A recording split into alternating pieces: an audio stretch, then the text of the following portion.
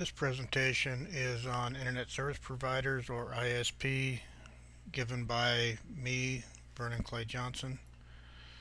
The purpose of this presentation is a brief description of ISPs to explain the types of services that they provide and how they work, than their intended purposes.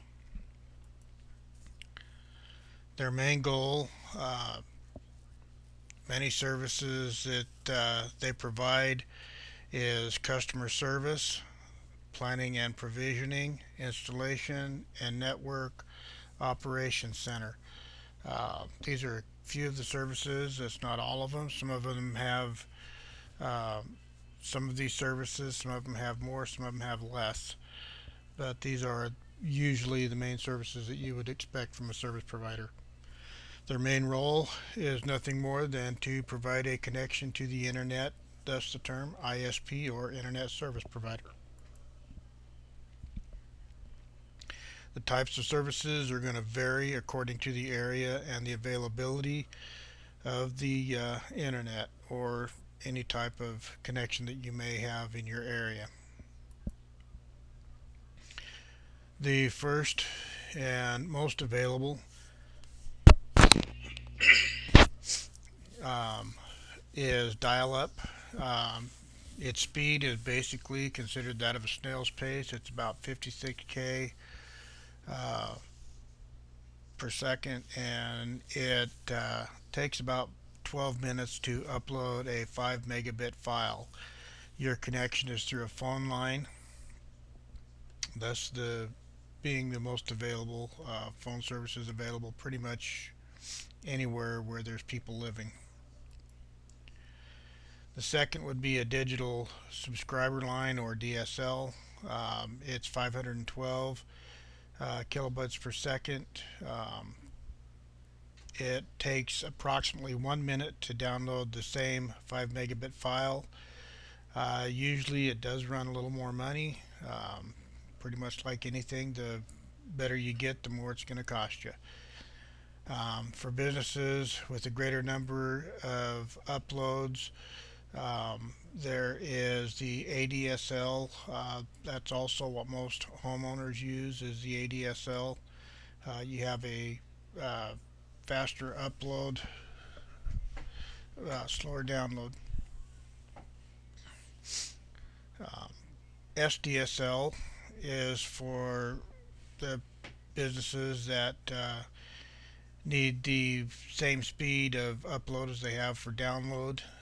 The purpose of that is would be in a situation where you're uploading as much stuff as you're downloading.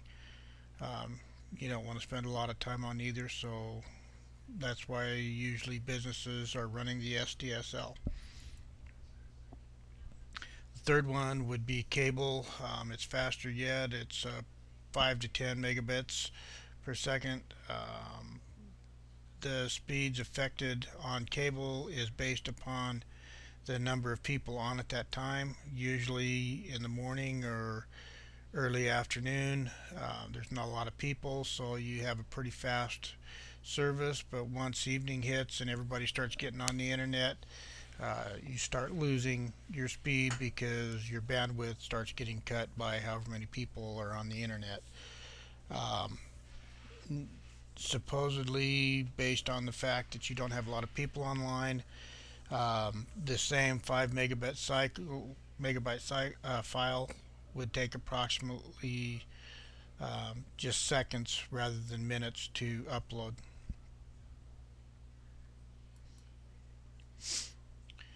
Um, your satellite would be the fourth type. Um, its speed um, is 128 to 512 kilobytes. May be the only service available in some areas. Those types of areas would be like out in the middle of the desert, somebody doing work out there where they need internet service to connect back and forth to say a science lab. They have information of something they found out there. They want to send it back. They need internet service for that purpose. People in the forest industries where they're working out in the mountains where there is no service available, they could get an area where they could get satellite. Therefore, they would be able to transmit um, information over the internet. It transmits on radio signals directly to the POP or point of presence. Um, so that's how satellite would work. One of the questions that I presented was what is the effect of too many people getting on at the same time with cable internet? The answer, of course, to that was the fact that the bandwidth gets cut down proportionately to the amount of people on the internet, and therefore you get slower service. T1 transmits up to 1.544 megabits per second, and is a symmetrical transmission system. Um, the E1 stands for the European version of the T1. T3 speeds are quite a bit faster. It is more expensive than the T1, and it accommodates more people. So it's usually used in the business, big businesses, used for big businesses.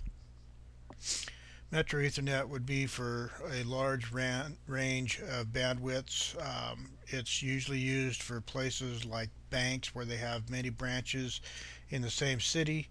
Uh, it's used where they would need to do uh, faster transmissions for transferring funds from one branch to another and so on. Um, it needs to be done quickly, so that's why the banks and the larger companies with satellite branches use the Metro Ethernet.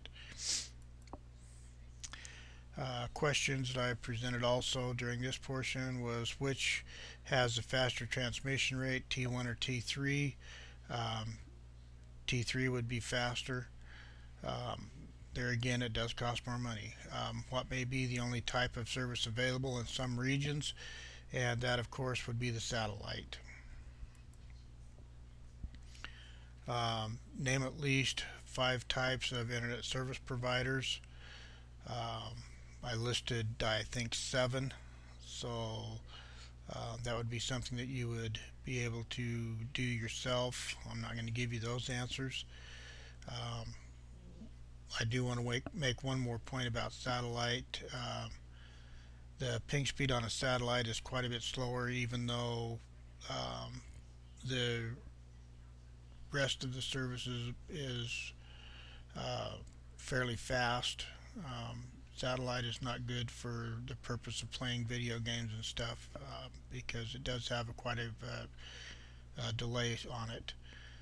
So that is the end of my presentation. The resources for this was working at a small to medium business or ISP, um, the CCNA Discovery Learning Guide written by Alan Reed and Jim Lawrence.